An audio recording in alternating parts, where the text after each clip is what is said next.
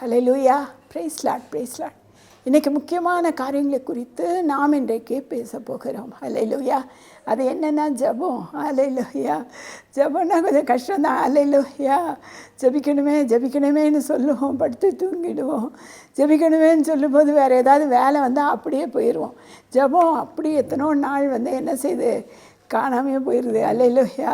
ஆனால் ஒரு குடும்பத்தில் ஆண்டவருடைய இரத்தத்தால் கழுவப்பட்டு பரிசுத்தமாக இருந்து நல்லா ஜெபிக்கிறவங்க வீடு இருக்குது பாருங்கள், அந்த வீடு எல்லாரையும் ரட்சிப்புக்குள்ளே கொண்டு வரும். ஹல்லேலூயா. எங்கள் வீட்டு எதிரில் ஒரு அம்மா இருந்தாங்க, அவங்க ஐயா இருந்தார். அவங்க 2 பேருமே நல்லா ஜெபிக்கிறவங்க. அவங்களுக்கு 3 ஆம்பளை பசங்க. 3 ஆம்பளை பசங்களும் வெளியே பார்க்க முடியாது, உள்ளே இருந்து நல்லா ஜெபிப்பாங்க, சர்ச்சில் ஊழியம் செய்வாங்க. இப்போ பார்த்தீங்கன்னா 3 பேரும் ஊழியம் செய்கிறாங்க. ஹல்லேலூயா. ஜெபம் எங்கே கொண்டு போய் விட்டது பார்த்தீங்களா? அவங்க வீட்டில் நல்லா ஜெபிப்பாங்க, நல்லா இன்ஸ்ட்ருமெண்ட்ஸ் வாசிப்பாங்க. அந்த பிள்ளைங்க அதுக்குள்ளேயே தான் கிடப்பாங்க. ரொம்ப ஆச்சரியமாக இருக்கும். எல்லா வாலிப பிள்ளைங்க இந்த காலத்தில் ஆண்டவருடைய இரத்தத்தால் நம்ம கழுவப்பட்டு ஆண்டவருடைய பின்னாலேயே போகிற ஆளாக இருந்தால் தான் நம்ம பரலோக ராஜ்யத்துக்கு ப்ரமோஷன் வாங்க முடியும். ஹல்லேலூயா. சாதாரண ஜெபம் நம்ம வீட்டு வாசலை கூட என்ன செய்யாது, அசைக்கவே அசைக்காது. நம்ம வல்லமையான ஜெபந்தான் அந்த வாசல் வழியாக வருகிற சத்துருவை என்ன செய்யும், அழிக்கும். ஹல்லேலூயா. ஜெபம் இல்லாத வீடு கதவு இல்லாத வீடு, மேலே கூரை இல்லாத வீடு. ஹல்லேலூயா. கூரை இல்லாத வீடுன்னா காக்கா வரும், குருவி வரும், எல்லாம் எச்சம் போட்டுட்டு போவோம், அசிங்கப்படுத்தும். புயல் வந்தாலும் உள்ளர எல்லாம் கதவு திறந்துருந்ததுன்னா என்ன வரும், எல்லாம் வரும். பிசாசு வருவான், எல்லாம் திறந்த வீட்டுக்குள்ளே நாய் கூட நுழைஞ்சிரும். அல்லையா? அப்படி தானே நம்ம சொல்லுவோம். ஆகவே இந்த ஜெபம் என்ன செய்யுதுன்னா நம்முடைய ஃப்ரண்ட் வாசலையும் பாதுகாக்குது, மேலே அந்த கூரையும் என்ன செய்யுது, பாதுகாக்குது. கர்த்தர் ரொம்ப நல்லவருங்க. இன்றைக்கி என்ன செய்கிறான்னா, நமக்கு ஜெபிக்க மாத்திரம் தெரிஞ்சால் ஜெயம் எடுப்பது எப்படின்னு கற்றுக்கொள்ள முடியும். நல்லா ஜெபிக்கிறவங்க பாருங்கள், கொஞ்சம் நீங்கள் எல்கேஜி மாதிரி ஆரம்பிச்சிங்கன்னு வச்சிங்களேன், ஒவ்வொரு நாளும் உங்களுடைய ஜெபத்தை நீங்கள் ஆண்டவர் என்ன செய்வார்னா டெவலப் பண்ணி வேறு லெவலுக்கு உங்களை கொண்டு போய் காலேஜுக்கு மேலேயும் கொண்டு போய் விட்டுருவார். அதை விடும்பொழுது உங்களுக்கு வரம் கிரியை செய்யும், எல்லாமே கிரியை செய்யும். உங்களுக்கு ஜெபத்துக்கு பயங்கர வல்லமை இருக்குது. ஹல்லேலூயா. அந்த ஜெபம் இருந்தால் கிறிஸ்துவுக்குள் எப்படி வாழணும்னு தெரியும், எப்படி பிள்ளைங்களை நடத்தணும்னு தெரியும். அதே மாதிரி கணவன் குடிக்கிற கணவனாக இருந்தால் கூட அவனை எப்படி மாற்ற வேண்டும் என்கிற அந்த உணர்வு நமக்கு தெரியும். ஹல்லேலூயா. ஹல்லேலூயா. நம்ம என்ன செய்வோம், அப்படியே உள்ள உந்துதல் இருக்கும். ஆவியானவர் உள்ளே பேசுவார்.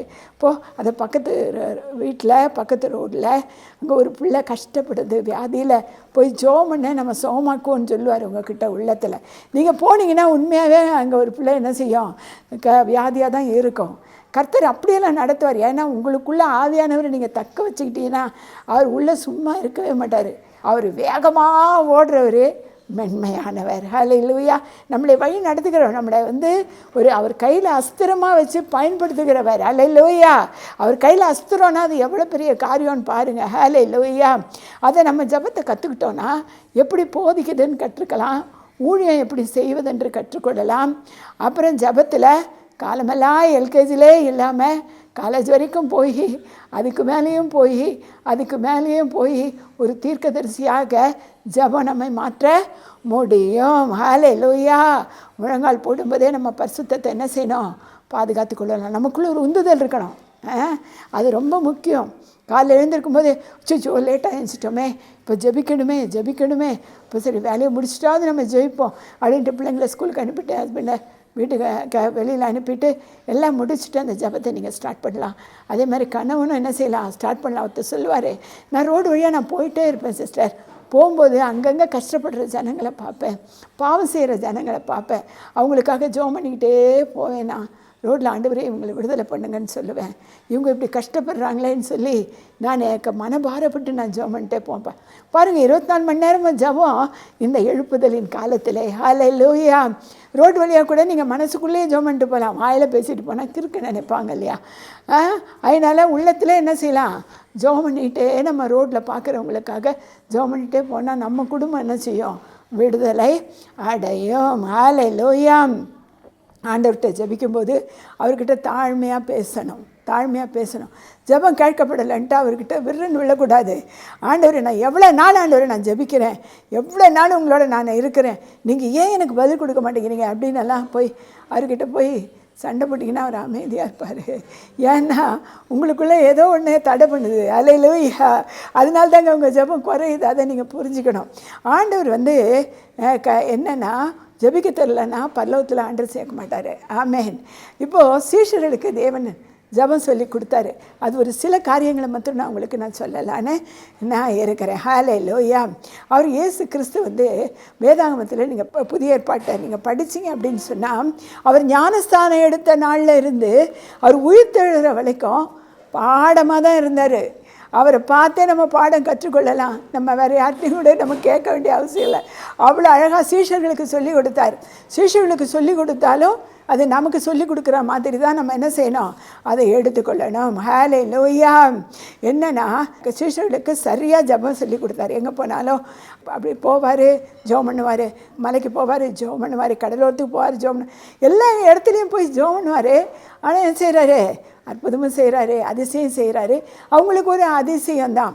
ஆனால் இவங்க சீஷர்களுக்கு மீன் பிடிக்க மட்டும்தான் தெரியும், ஆண்டவருக்கு ஜெபிக்கவும் தெரியும், ஊழியம் செய்யவும் தெரியும். ஆனால் இந்த மீன் பிடிக்கிறவங்க மட்டும்தான் தெரியும். ஆனால் அவங்கள தான் போய் கூப்பிட்றாரு. பெரிய பணக்காரனையோ பெரிய பேதப்பாரகரையோ பரிசேரியோ எல்லாம் நியாயப்பிரமாணம் தெரிஞ்சவங்களையோ போய் வாயா நான் உன்னை மாத்துறேன்னு சொல்லி அவர் கூப்பிடவே இல்லை. நான் உனக்கு சொல்லி கொடுத்து இந்த உலகம் முழுசுக்கும் ராஜாவை உன்னை மாற்ற போகிறேன்னு கூப்பிட்டது யாருன்னா அவர் சீஷர்களை தான். ஹல்லேலூயா. அவங்க என்ன பண்ணாங்க பாருங்கள். ஐயோ எவ்வளோ அழகாக இருக்கார் இவர், இந்த அழகான வயசில் போய் என்ன செய்கிறாரு, ஊழியம் செய்கிறேன்னு வராரு. அவர் கூப்பிடுறாரு, நம்ம போவோன்னு சொல்லிட்டு என்ன செய்கிறாங்க, ஓடி வராங்க. ஹல்லேலூயா. இப்போவே நம்ம உன்னத பாட்டில் பார்த்தோன்னா அவருடைய அழகை குறித்து அதிகமாய் போடப்பட்டிருக்கிறது. ஹல்லேலூயா. ஹல்லேலூயா. அவ்வளோ அழகுள்ளவர். அவர் கூப்பிட்ட உடனே எல்லாம் அவங்க செஞ்சாங்க, பின்னால் வந்துட்டாங்க. ஹல்லேலூயா. எப்படின்னா அவங்க அழைக்கப்பட்டவர்கள் ஏற்கனவே பரலோகம் தெரிந்து வைத்திருந்தது அவருக்காக. உடனே அவங்க என்ன செய்கிறாங்க, மறுப்பு தெரிவிக்காம அவங்க பின்னாலேயே வந்தாங்க. கல்வி அறிவு அவ்வளவா கிடையாது, கல்வி அறிவு அவங்களுக்கு குறைவு. சொன்னாலும் கொஞ்ச நேரம் ஆகும் அவங்களுக்கு, ஏதாவது சொல்லி கொடுத்தாலும் கொஞ்ச நேரம் ஆகும். அதான் பார்த்திங்கன்னா இங்கே வேதத்துலேயே நம்ம பார்ப்போம், நிறைய இடத்துல அவிசுவாசம் அவங்களுக்கு வந்துடும். அவர்கிட்ட நிறைய கேள்வி கேட்பாங்க சீஷர்கள். அல்லேலூயா. ஜெபத்தை பற்றியும் கேட்டிருக்காங்க. அல்லேலூயா. ஏன்னா அவர் புத்தகத்தை கொடுத்து இந்தாங்கப்பா வாசிங்கப்பா, ஏன்னா வாசிக்க தெரியாது உங்களுக்கு, வாசி நான் சொன்னார். இல்லை, நம்ம பிள்ளைங்களுக்கு என்ன செய்கிறோம், பைபிளை கொடுத்து வாசிடா வாசிச்சின்னா உனக்கு ஆண்டவர் என்ன செய்வார், நல்ல படிப்பை தருவார், நீ படி அப்படின்னு சொல்லி பைபிளை கொடுக்குறோம். ஆனால் பிள்ளைங்க என்ன செய்கிறாங்க, தனியாக அதை வச்சுட்டு அவங்க பாட்டுக்கு விளையாடுவாங்க. சில பேர் தான் என்ன செய்வாங்க, வேதத்தை ஊன்றி கற்றுக்கொள்வார்கள். அல்லேலூயா. சபைக்கு போன்னு தள்ளினாரா, அவர் போனார். அவர் வாரம் போய் என்ன செய்வார், ஓய்வு நாளில் வேதத்தை போதித்ததாக வேதகம் சொல்லுகிறது. அல்லேலூயா. அவர் போதிக்கிற அந்த போதனை எல்லாருக்குமே பிடிக்குது. இவரை விட பெரிய ஆளுங்கள்லாம் உட்காந்து என்ன செய்கிறாங்க, எல்லாரும் வேத பாருங்கள் பரிசெல்லாம் அவங்க எதுக்கு உட்கார்றாங்க அப்படின்னா, இவர் ஏதாவது தப்பாக பேசுகிறாரா, நியாயப்பிரமாணத்தை குறித்து தப்பாக பேசுகிறாரா, இவரை பிடிச்சி என்ன செய்யணும், ராஜா கிட்ட பிடிச்சி கொடுக்கணும், இவரை கொலை செய்யணுன்ற அந்த நோக்கத்தோடையே நிறைய பேர் வந்திருப்பாங்க அங்கே. ஹல்லேலூயா. அதுவும் இல்லாமல் நல்ல சபையில் போதிக்கிறவர்களும் அங்கே அவரோடு கூட இருந்து வேதத்தை கற்றுக்கொண்டார்கள். ஹல்லேலூயா. ஜெபின்னு சொன்னாரா, சீஷர்களை பார்த்து இல்லை, இவங்க தான் உட்காந்து இவர் எங்கே போகிறாரு, எங்கே போய் ஜெபிக்கிறாரு, என்னவோ பண்ணுறாரு அங்கே போய். ஆனால் என்ன பண்ணுறாரு, ஆனால் வெளியில் அற்புதம் நடக்குது, அதிசயம் நடக்குது. அவங்களுக்கே ஒரு பெரிய அதிசயம். ஹல்லேலூயா. தானே அவர்களுக்கு பாடமானார். அவரை பார்த்து தான் அவங்க கற்றுக்கிட்டாங்க, இப்படி இருக்கணும், ஒழுக்கத்தோடு இருக்கணும், உண்மையாக இருக்கணும் அப்படின்னு சொல்லி. அவர் உண்மை உத்தமம், அவர் எப்படி நடக்கணும், நீங்கள் எதிர்காலத்தில் உங்களுக்கு நிறையா சோதனை வரும் எல்லாம் சொல்லி கொடுத்தாரு அவங்களுக்கு. நீங்கள் தான் ஊழியம் செய்ய போகிறீங்கன்னு நடுவில் ஒரு பாயிண்ட்டே வச்சாங்க. அப்போது என்ன செஞ்சாங்க இவங்க, ஐயோ இப்போ இவர் யாருன்னு தெரில, இப்படி இப்படி பேசுகிறாரு, நம்ம என்ன செய்யணும், மீன்பிடி தொழிலே நமக்கு பெருசுன்னு போனாங்க. ஆனாலும் ஆண்டவர் என்ன செஞ்சார், அவங்கள பிடிச்சின்னு வந்து உள்ளே போட்டார். அல்லேலூயா. உள்ளே போட்டு அவர்களுக்கு என்ன செய்தார், ஊழியத்தில் சேர்த்து கொண்டு அவர்களுக்கு சொல்லி கொடுத்தார், அற்புதம் செய்தார், அதிசயம் செய்தார். தூங்காமல் விழித்திருந்து ஜெபிக்கணும்னு சொன்னார். ஜெபம் என்பது என்ன என்பதை கற்றுக் கொடுத்தார். பரிசுத்தமாக வாழ கற்றுக் கொடுத்தார். விசுவாசத்தை கற்றுக் கொடுத்தாரு. எல்லாமே கற்றுக் கொடுத்தாரு. ரெண்டாவதுங்க, நம்ம ஜெபிக்கிறோன்னு வச்சுக்கோங்களேன், இந்த ஜெபம் என்பது என்னென்னா தொற்று வியாதி மாதிரி, மற்றவங்களே அது பிடிக்கும். மத்தேயு 6:7 நீங்கள் பாருங்கள், நீங்கள் ஜெபம் பண்ணும்போது அஞ்ஞானிகளைப் போல வீண் வார்த்தைகளை அலப்பாதியுங்கள், அவர்கள் அதிக வசனிப்பினால் தங்கள் ஜெபம் கேட்கப்படும் என்று எண்ணுகிறார்கள். அல்லேலூயா. வீண் வார்த்தைன்னா ஜெபிக்க தெரியலன்னு அர்த்தம். அல்லேலூயா.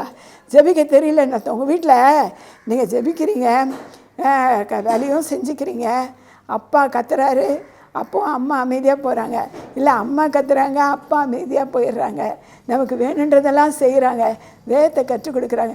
நம்மளும் என்ன செய்யணும், அதே மாதிரி வளரணும்னு பிள்ளைங்க வளரும். அல்லேலூயா. அதே போல தான் இங்கே என்னென்னா, வீண் வார்த்தைகளை அலப்பாதீங்கன்னு சொல்கிறாரு. யார்கிட்ட சொல்கிறாரு? சீஷர்கள்கிட்ட. அவங்க என்ன செஞ்சுருக்காங்க, இவர் ஜெபிச்சா அற்புதம் நடக்குது இல்லை, ஒரு வேளை அது மாதிரி நம்மளும் ஜெபிச்சா நடக்குமோ அப்படின்னு சொல்லிட்டு ஏதோ ஜெபிச்சிருப்பாங்க. அதனால தான் அலப்பாதீங்கன்னு சொல்லியிருக்காரு. நம்மளையும் அப்படி தான் சொல்கிறாரு. நமக்கு ஜெபிக்க தெரியாமல் உட்காந்து மணிக்கணக்காக அலப்புனா அதை விட தூங்கிடலாம் படுத்து. அல்லேலூயா, ரெஸ்ட் எடுத்துடலாம். ஆனால் ஜெபிக்கும்போது தேவ பக்தியோடு ஒழுக்கத்தோடு கலங்கமில்லாத ஞான பாலாகிய வேதத்தை இணைத்து கொண்டு நாம் பரலோகத்தை நோக்கி நாம் அனுதினமும் ஆராதனை செய்து ஜெபிக்கும்போது அந்த ஜெபம் கர்த்தரிடத்தில் போகிறது. பாருங்கள், அவர்களைப் போல நீங்கள் செய்யாதீர்கள். யாரை போல? அலப்புகிறவர்களைப் போல நீங்கள் நீங்கள் வேண்டிக் கொள்வதற்கு முன்னமே உங்களுக்கு இன்னது தேவை என்று அவர் அறிந்திருக்கிறார். யார்? பிதா. ஹல்லேலூயா.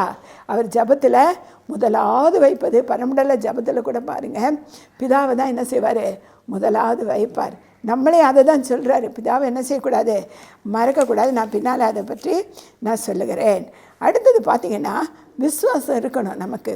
விசுவாசம் இல்லாமல் ஜெபித்தா ஒரு காரியம் என்ன செய்யாது, நடக்கவே நடக்காது. ஆமேன். விசுவாசம் இல்லாத ஜெபம் விருத்தியே கிடையாது. விசுவாசம்னா என்ன அப்படின்னு கேட்குறீங்களா? சீஷர்களுக்கு விசுவாசத்தை தான் கற்றுக் கொடுத்தார். கடலில் போனார் பாருங்கள், கடலுக்குள்ளே தான் இருக்காங்க அவங்க, அந்த போட்டில் தான் ஆண்டவர் இருக்கிறார். அவர் கொஞ்சம் அப்படியே கண்ணை அசந்து இவங்க என்ன செய்கிறாங்கன்னு தான் வாட்ச் பண்ணுறாரு. அவங்க என்ன செய்கிறாங்க, பயப்படுறாங்க. காற்றையும் கடலையும் பார்த்து பயந்துட்டாங்க. பயந்துட்டு ஆண்டவரே ஆண்டவரேன்னு கூப்பிட்றாங்க.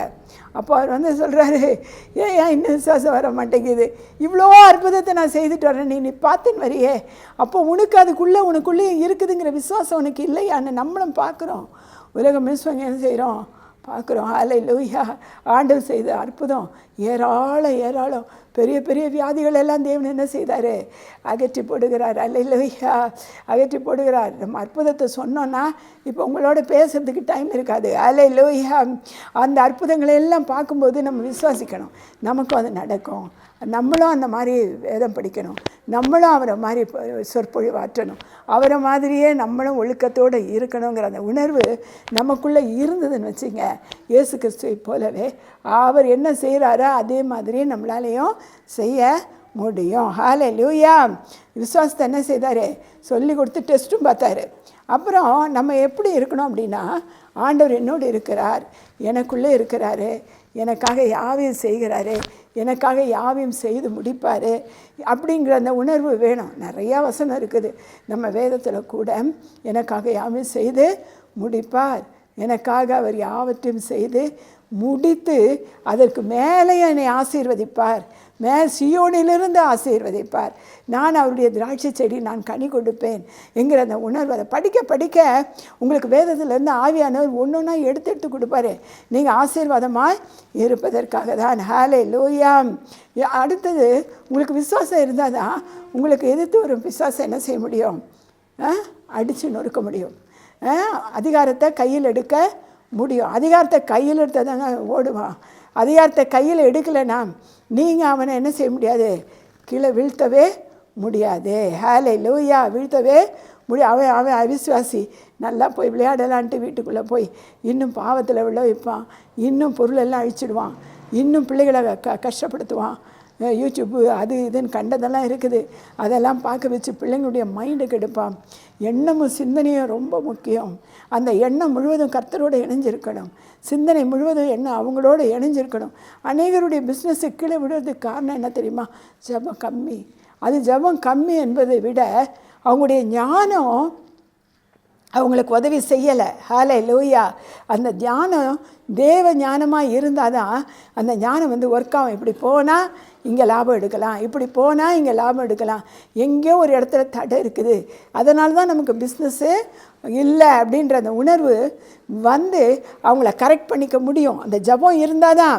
அப்படி இல்லாட்டி அகல கால் வச்சா இப்போ கொடுத்தா நம்ம பெரிய ஆள் ஆயிடலாம் அப்படின்ற அந்த உணர்வு அவங்களுக்குள்ளே வந்ததுன்னு வச்சுங்க, நாளைக்கு அந்த பிஸ்னஸ் என்ன செய்யும்? கீழே விழுந்து போகும். ஆண்டவர் இல்லாமல் பிஸ்னஸ் என்ன செய்யக்கூடாது? நடத்தவே முடியாது. ஹல்லேலூயா. இப்போ 5 அப்பம் 2 மீன் பாருங்கள், 5000 பேருக்கு மேலே வந்தாங்க. அவங்க யாராவது சாப்பாடெல்லாம் எடுத்துகிட்டு வந்துருக்காங்களா? பார்த்தீங்களா? கொண்டே வரல. எப்படியோ நம்ம போகிறோம். ஆண்டவர் அற்புதம் செய்த ஆண்டவர், அவர் அற்புதமும் செய்வார். நமக்கு சாப்பாடு இல்லைன்னா சாப்பாடும் கொடுப்பார். அப்படி இல்லாட்டியும் பரவாயில்ல, நடந்து வந்துடலாம் வீட்டுக்கு. அவருடைய வார்த்தைக்கு அவ்வளோ ஆசைப்பட்டாங்க அவங்க. ஹல்லேலூயா. பட்டுட்டு ப்ரேயர் பண்ணிட்டு வந்திருப்பாங்க. ஹல்லேலூயா. இன்றைக்கி எனக்கு நன்மை நடக்கணுமே, என்னுடைய வாழ்க்கையில் ஒரு விடுதலை கிடைக்கணுமேன்ட்டு தான் அவரை பார்க்க உட்கார்ந்தேன். ஆனால் அவர் அவ்வளோ 5 அப்பம் 2 மீனை அவளுக்கு சாப்பாடும் போட்டு அவங்கள ஆசீர்வதித்து அனுப்பினார். அது உங்களாலேயும் முடியும். ஹல்லேலூயா. நல்லா ஜெபிக்கிறவங்க வீட்டுக்கு கஷ்டமே வராது. ஹல்லேலூயா. நல்லா ஜெபிக்கிறவங்க வீட்டுக்கு என்ன வராது? கஷ்டமே வராது. அது நான் உணர்ந்தவள். ஹல்லேலூயா. நான் ரிட்டைர்மெண்ட்டாக ஆனவதான். எனக்கு இது வரைக்கும் கர்த்தர் அநேக டைமில் எனக்கு தேவைன்னும் போது என்ன செய்வார்? எனக்கு உதவிகள் எப்படியாவது எந்த வகையிலையாவது இறங்கி வரும். நான் ஊழியக்காரர்களுக்கும் உதவி செய்வேன், சபைக்கும் உதவி செய்வேன், இல்லாதவங்களுக்காகவும் நான் கொடுப்பேன். நான் எனக்குன்னு எதையும் நான் என்ன செய்யலை? சேர்த்து வைத்துக்கொள்ளவில்லை. ஹல்லேலூயா. அப்படியே ஆண்டவர் என்ன செய்கிறாரு? என்ன வயது ஆனால் சொல்லியிருக்குது வேதத்தில், எறும்பை பாரு கோடை காலத்துக்கு சேர்த்து வைக்குது, அதே மாதிரி உனக்காக சேர்த்து வச்சுக்கோன்னு இருக்குது. அதுக்காக எல்லாத்தையும் அள்ளி கொடுக்கணுன்ற அவசியமே கிடையாது. நம்முடைய தேவைகள் என்ன என்பதை நம்ம உணர்வோம். அந்த தேவைக்கு நம்ம என்ன செய்யணும்? ஓரளவு நம்ம என்ன செய்யணும்? சேர்த்து வச்சுக்கணும். நாளைக்கு இல்லாட்டி யார் கையும் போய் நோக்கும்படியான ஒரு சூழ்நிலை வரும், அவருடைய முகத்தை போய் கேட்கும்படியான சூழ்நிலை வரும், வெட்கப்பட்டு திரும்பி வரும்படியான சூழ்நிலை வரும். அந்த சூழ்நிலை வராமல் இருக்கிறதுக்கு தான் ஆண்டவர் முதல்ல சொல்லிட்டாரு, ஜபமும் வேணும், அதே டைமில் என்ன வேணும்? உனக்கு சேர்த்து வைக்கிற அந்த சேவிங்ஸ் வேணும். அதான் பாருங்கள், 5 அப்பம் 2 மீனில் அவர் கடைசியில் என்ன செய்கிறாங்க? மீதி எடுக்கிறாங்க. மீதம் எடுத்து அதை இன்னும் இல்லாதவங்களுக்கு கொண்டு போய் கொடுக்குறாங்க. ஹல்லேலூயா. அது தேவை நமக்கு. ஹல்லேலூயா. என்னென்னா வலை போட்டு மீன் கிடைக்கும்னு சொன்ன உடனே வலையை தூக்கி போட்டாங்க, மீனை அழுந்தாங்க. ஹல்லேலூயா. அப்புறம் பாருங்கள், மத்தேயு 17ஆம் அதிகாரத்தில் கர்த்தர் எப்படி மறுரூபமாகணும்னு சொல்லி கொடுக்குறாரு. ஹல்லேலூயா. நாங்கள் இன்னும் ஜபத்திலே மேலே வரல, அதுக்குள்ளே மறுரூபமாகிறத பற்றி பேசுகிறீங்க அப்படின்னு நினைக்கிறீங்களா? இதையும் கற்றுக்கோங்க. அப்போ தான் மறுரூபமாகறதுக்கு ஒரு காலம் உண்டு. ஹல்லேலூயா. கர்த்தர் மறுரூபமாக்கி உங்களை பரலோகத்தை கொண்டு போய் காமிப்பாருங்க. எவ்வளோ பேர் கேட்டிருக்கிறீங்கல்ல, நாங்கள் ஆண்டவர் நேராக பார்த்துருக்கோம், அப்படியெல்லாம் நானே பார்த்துருக்கேன் நேராக. இதெல்லாம் மறுரூபமாகும்போது தான் பார்க்க முடியும். பரலோகம் திறக்கிறத பார்க்கலாம். கர்த்தர் எல்லாத்தையும் வெளியில் காமிக்கிறது மறுரூபமாகும்போது அதான். யாரை கூட்டிகிட்டு போகிறாரு பாருங்கள், நிறைய இந்த 3 சீஷர்களை மட்டும் மேலே கூப்பிட்டு வர்றார். பேதுரு, யாக்கோபு, யோவான் என்கிற 3 சீஷர்களை மாத்திரம் மலைக்கு கொண்டு வருகிறார். ஹல்லேலூயா. ஜெபிக்கிற மலைக்கு அவர் கொண்டு வருகிறார்.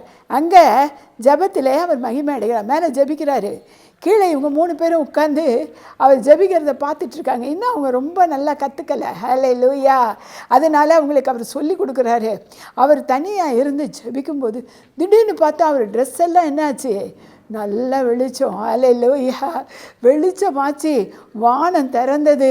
திறந்த பொழுது மோசேயும் எலியாவும் என்ன செஞ்சாங்க? அவரோட பேசுகிறார்கள். ஹல்லேலூயா. அதை இவங்க 3 பேரும் கீழே உட்காந்து பார்க்குறாங்க. பார்த்த உடனே அப்படியே அள்ளண்டுட்டாங்கங்க. ஏங்க அந்த இது நமக்கும் உண்டுங்க. நான் கூட நைட்டெல்லாம் ஜோம் பண்ணேன்னு வச்சுங்களேன், காலையில் பார்த்தீங்கன்னா கலர் கம்மி தான், ஆனால் பார்த்தீங்கன்னா வெளிச்சமாக மூஞ்சி பிரகாசமாக இருக்கும். ஒரு தடவை எங்கள் வீட்டில் வேலை பார்க்குற ஒரு அம்மா, அவருடைய மருமகன் வந்து கடை வச்சுருந்தார், ப்ரொவிஷன் ஸ்டோரு. அவன் வந்து நான் நல்ல அரிசி இருந்தால் கொண்டு வந்து கொடுமான்னு சொன்னேன். அம்மா 6 மணிக்கு தான் கொடுக்க முடியும் காலையில், நீங்கள் இருங்க, அதுக்கு முன்னையே கொண்டாந்து கொடுக்க சொல்கிறேன்னு சொன்னான். சரி அப்படின்னு சொல்லிவிட்டு நான் உள்ளே உட்காந்து ஜெபம் பண்ணிகிட்டு இருந்தேன். எங்கள் ஹஸ்பண்ட் அவர் வந்தபோது காலையில் ஒரு 5:30 மணி இருக்கும், வரும்போது கதவை திறந்து விட்டாங்க. திறந்து விட்டதும் உள்ளே எடுத்துன்னு வந்தார். எடுத்துன்னு வந்து உள்ளே போட்டுட்டு நான் கதவை திறந்து வச்சுட்டு தான் நான் ஜெபம் பண்ணிகிட்டு இருந்தேன். நைட்டெல்லாம் தூங்கவே இல்லை. அப்போ பார்த்தீங்கன்னா திடீர்னு என்ன பார்த்தாரு. பார்த்துட்டு நான் பணம் நாளைக்கு அம்மாட்ட அப்புறம் கொடுத்து விட்றேன்ப்பான்னு சொன்னேன். போயிட்டு அங்கே போய் அந்த அம்மாட்ட போய் கேட்டிருக்காங்க, அம்மா வேலை செய்கிற அம்மா கிட்ட, ஏம்மா அம்மா வந்து கலர் கம்மின்னு சொன்னீங்களே அம்மா, அவங்க முகத்தை பார்த்தா அவ்வளோ பிரகாசம்மா, அவ்வளோ பிரகாசம்.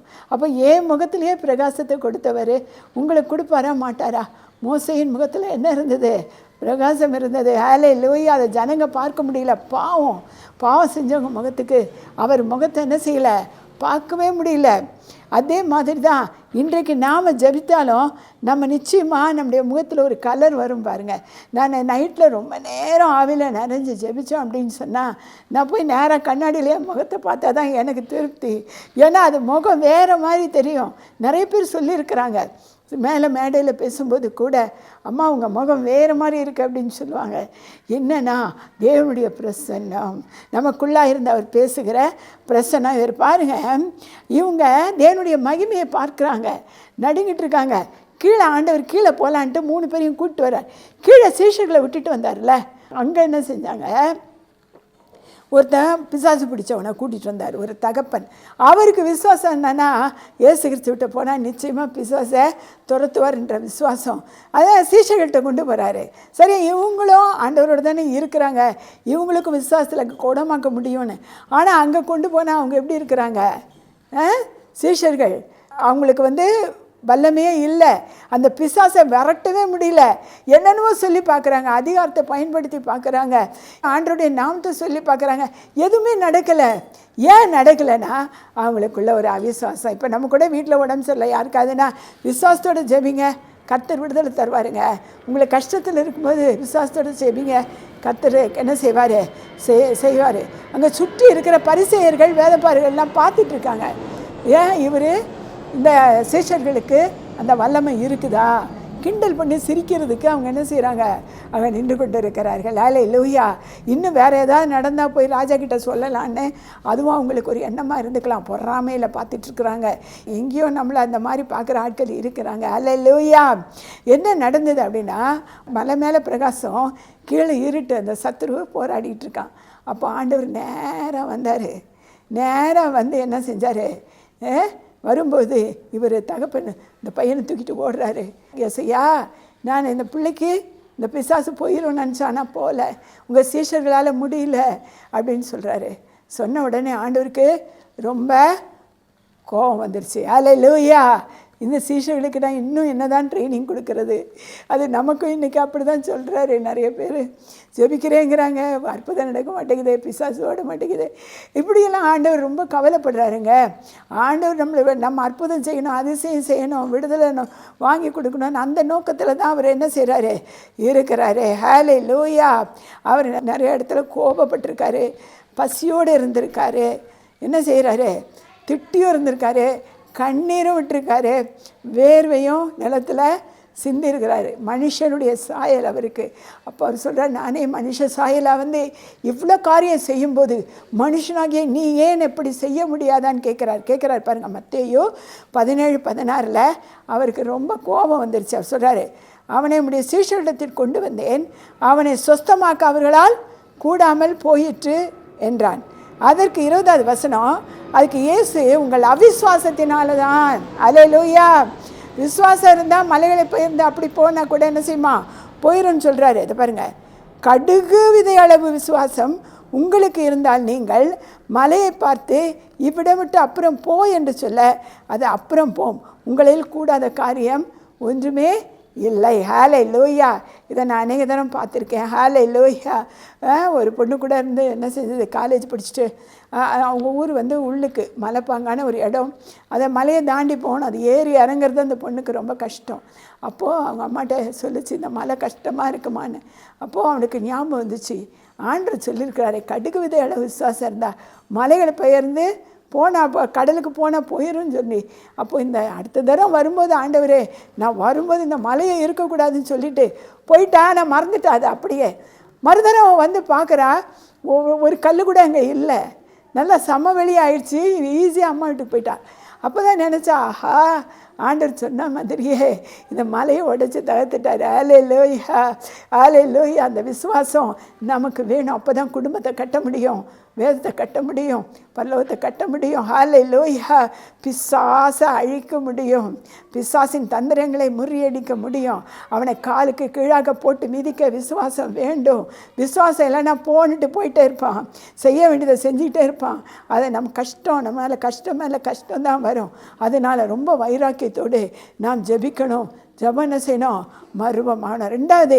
மூணாவது காரியம், தடைகளை குறித்து ஞானம் வேணும்.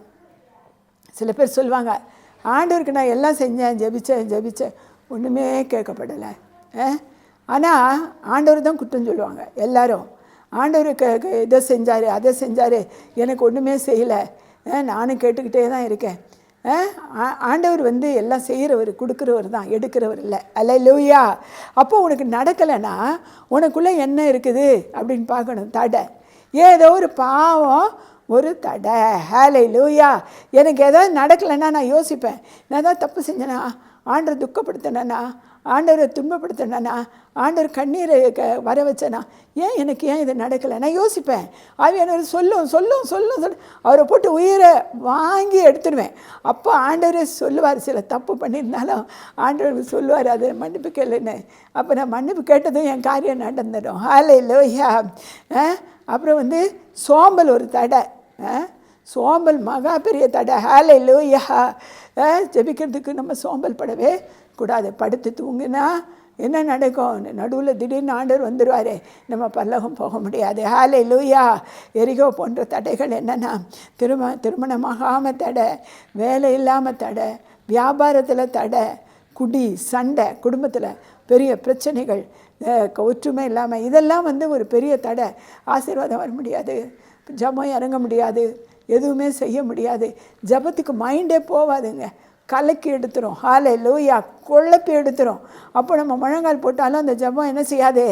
மேடை ஏறாது. ஹல்லேலூயா. ஜெபிக்க முடியாமல் எங்களுக்கு குடி, சண்டை தான் மெயினாக இருக்குது இப்போது இந்த உலகத்தில். ஹல்லேலூயா. இப்போ அந்த விபச்சாரம், வேசித்தனம், இதை விட்டனே. ஹல்லேலூயா. இது மகா பெரிய பாவம். ஆண்டவருக்கு கீழ்ப்படியாமை ஒரு பாவம். ஹல்லேலூயா. எரிகோ மதிலை துதியினால் உடைத்த தேவன், துதிக்க உங்களுடைய தடைகளை எல்லாம் தேவன் என்ன செய்வார்? உடைத்து போடுவார். ஜெபிக்க செங்கடல் பிளக்கும். ஹல்லேலூயா. யோர்தான் நதி பின்னிட்டு திரும்பும். ஹல்லேலூயா. அந்த அளவுக்கு இன்றைக்கு நமக்கும் ஆண்டவர் என்ன செய்கிறாரு? கிருபை வச்சிருக்கிறாரு. நம்முடைய வாசலை திறந்து, ஜெப வாசலை திறந்து வைத்திருக்கிறார். ஹல்லேலூயா. ஒரு பையன் இருந்தான். அந்த பையன் என்னன்னா, நல்ல ஸ்போர்ட்ஸில் எல்லாத்துலேயும் அவன் தான் ஃபஸ்ட்டு வருவான். அவ்வளோ பரிசையும் அவன் தான் என்ன செய்வான்? எடுத்துகிட்டு போவான். ஹல்லேலூயா. ஒரு நாள் அம்மா சொன்னாங்க, டேய் நான் ஒரு கல்யாணத்துக்கு போகிறேன், உனக்கு 9 மணிக்கு ஸ்போர்ட்ஸ் இருக்குது, நீ 9 மணிக்கு போய் ஜாயின் பண்ணிக்கோ அப்படின்னு சொல்லிட்டு போயிட்டாங்க. இவன் சரிம்மா அப்படின்ட்டு தூங்கினா 7 மணிக்கு அலாரம் அடிச்சது. 7 மணிக்கு பார்த்துட்டு 7 தானே ஆகுது, நம்ம 9 மணிக்கு தானே அங்கே இருக்கணும்ன்ட்டு என்ன செஞ்சான்? நல்லா தூங்க ஆரம்பித்தா திடீர்னு கண்ணை திறந்து டைமை பார்த்தா மணி 10:11 ஆயிடுச்சு. ஹல்லேலூயா. பதறி அடிச்சு, எப்போதுமே முதலாவது வர்ற பையன் அவன், அப்படியே கிளாஸ்லேயே எல்லாத்துலேயும் ஃபஸ்ட் வர்ற பையன், இந்த ஒரே ஒரு தூக்கத்தால் அவ்வளோ பெரிய பாக்கியத்தை இழந்து போனான். அங்கே இருக்கிற பிள்ளைங்களுக்கு ஒரே சந்தோஷமாக வரலன்னதும் இவன் கிஃப்டெல்லாம் அவங்க வாங்கிட்டு போயிட்டாங்க. ஹல்லேலூயா. அதுதான் நடக்கும். ஜெபிக்கிறவங்களுக்கு எல்லாம் அவங்க கிஃப்ட்டை வாங்கிட்டு போயிடுவாங்க. நீங்கள் சோமலா படுத்து தூங்கினே இருப்பீங்க. ஹல்லேலூயா.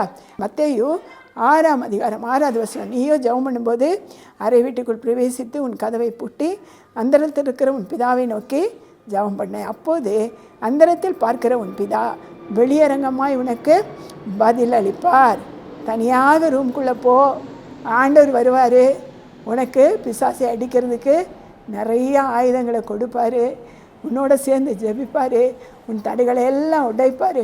உனக்கு அதில் வாஞ்ச இருக்கணும். நான் தனியாக போய் ஆண்டவரோட பேசணும், தனியாக போய் கர்த்தரிடத்தில் போராடணும், நான் தனியாக போய் என்னுடைய கவலை கஷ்டம் எல்லாத்தையும் சொல்லணும். நீ நண்பன்கிட்ட போய் சொன்னீன்னா, இல்லை வேறு யாருக்கிட்டையாவது போய் சொன்னால் என்ன ஆகுனா ஊரெல்லாம் பரவிடும்.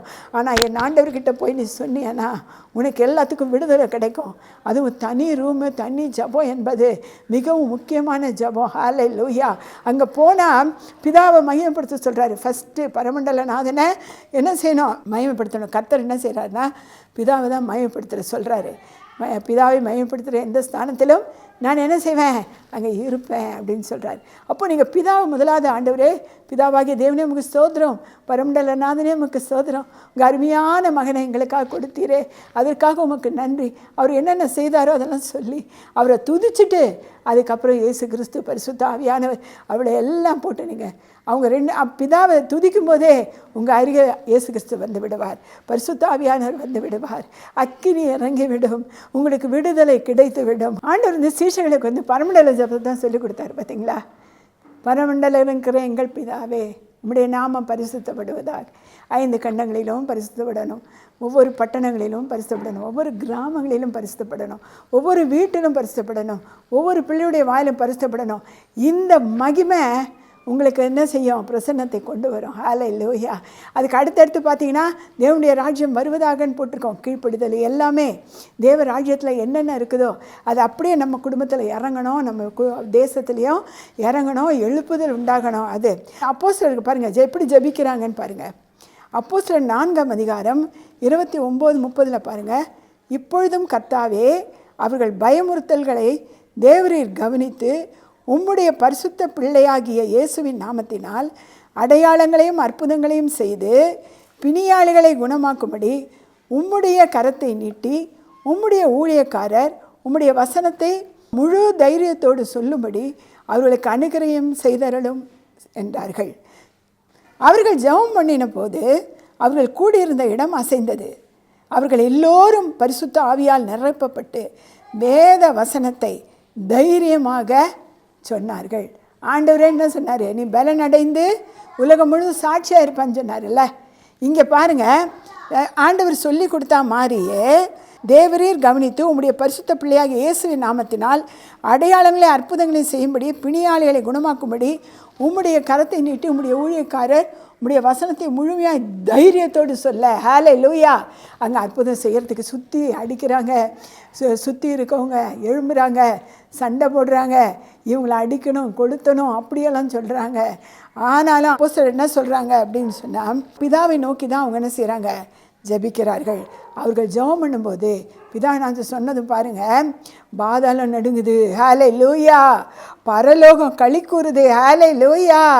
அந்த இடம் அசைந்தது என்று போடப்பட்டிருக்கிறது. பரிசுத்த ஆவியானவர் நிரப்பப்பட்டு வேத வசனம் இன்னும் அதிகமாக பொங்கி பொங்கி வந்துச்சு. ஹல்லேலூயா. பிதாவின் நாமத்தை சொல்ல பழகுங்க. ஒவ்வொரு ஜபத்துலேயும் அவரை மட்டும் விட்டுறாதீங்க. நீங்கள் துவங்கும்போது பிதாவின் நாமத்தை கட்டாயமாக சொல்லணும். அதுவும் பரிசுத்த நாவில் சொல்லணும்.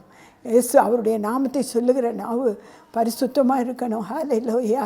பரலோகத்தில் பரிசுத்தர் பரிசுத்தர் என்று புகழப்படுகிறவர். ஆகவே நாமும் பரிசுத்தர் பரிசுத்தர் என்று சொல்லும்போது இந்த நாவு பரிசுத்தமாக இருக்க வேண்டும். அப்பொழுது உங்களுடைய ஜெபம் என்ன செய்யும்? மகிமை அடையும். ஹல்லேலூயா. அப்போ தான் பயம் எல்லாம் போவோம், துக்கம் போவோம், கஷ்டம் போவோம், கண்ணீர் போகும், பாடுகள் போகும், எல்லாமே போகும். கர்த்தர் நம்முடைய ஜெபத்தை கேட்டு நமக்கு பதில் செய்வார். ஹல்லேலூயா. நான் நம்முடைய பரிசுத்தமாக வாழணுன்னா கொலோசியர் 3ஆம் அதிகாரம் 5வது வசனம் பாருங்கள். விபச்சாரம், அசுத்தம், மோகம், துர்ரிச்சை, பொருளாசை இது பாவம். ஹல்லேலூயா. இது ஜெபிக்க முடியாது. ஹல்லேலூயா. உபவாசம் போட முடியாது, ஊழியம் செய்ய முடியாது, கர்த்தருக்காக எளிமை நிற்க முடியாது, அவருக்காக பரிந்து பேச முடியாது, யார்கிட்டையும் போய் தைரியமாக பேச முடியாது. மத்தேயு 6ஆம் அதிகாரத்தில் பார்த்தீங்கன்னா சீஷர்களுக்கு ஆண்டவர் சொல்கிறாரு, அவங்க எங்களுக்கு ஜெபம் சொல்லி கொடுங்க அப்படின்னு சீஷர்கள் சொல்கிறாங்கல்ல. சொன்ன உடனே நீங்கள் இப்படி தான் ஜெபிக்கணும்னு சொல்லி கொடுக்குறாரு. எப்படி சொல்லி கொடுக்குறாரு? பரமண்டலங்களில் இருக்கிற எங்கள் பிதாவே, உம்முடைய நாமம் பரிசுத்தப்படுவதாக, உம்முடைய ராஜ்யம் வருவதாகன்னு போட்டிருக்கு. அவருடைய நாமம் மகிமை அடைஞ்சாதான் ஆண்டவருடைய ராஜ்யம் கீழே இறங்கி வரும். அவருடைய ராஜ்யம் அழிவில்லாத ராஜ்யம், அவருடைய ராஜ்யம் பரிசுத்த ராஜ்யம், அவருடைய ராஜ்யம் பாவமில்லாத ராஜ்யம். அந்த ராஜ்யம் வரணும்னா பிதாவின் நாமம் என்ன செய்யணும்? மகிமை அடைய வேண்டும். இப்போ இயேசு கிறிஸ்து இந்த புதிய ஏற்பாட்டின் காலத்தில் ஃபுல்லாக பிதாவை எல்லா இடங்களிலும் மகிமைப்படுத்தியிருக்கிறார். தேவனை நோக்கி ஜெபிக்கும் பொழுது பிதாவே என்று தான் ஆரம்பிக்கிறார். பிதாவே, நீர் சொன்னவற்றை யாவற்றையும் நான் செய்து முடித்தேன் என்று வேறு சொல்லுகிறார். பாருங்கள், கடைசி வரைக்கும் பிதாவை விடவே இல்லை. ஆகவே அவருடைய மகனாகிய இயேசு கிறிஸ்துவின் நாமத்தினால நாம் சகலவற்றின் மீதும் ஆளுகையும் அதிகாரத்தையும் பெற்றது போல இதை டெய்லி ஒரு 3 தடவையாவது சொல்லுங்கள். இந்த பரமண்டல ஜபத்தை சொல்லுங்கள். கர்த்தர் அதில் மகிமைப்படுவார். ஹல்லேலூயா. அவருடைய நாமம் மகிமை அடைவதாக, உம்முடைய நாமம் பரிசுத்தப்படுவதாக. ஹல்லேலூயா. சோதரம். ஹல்லேலூயா.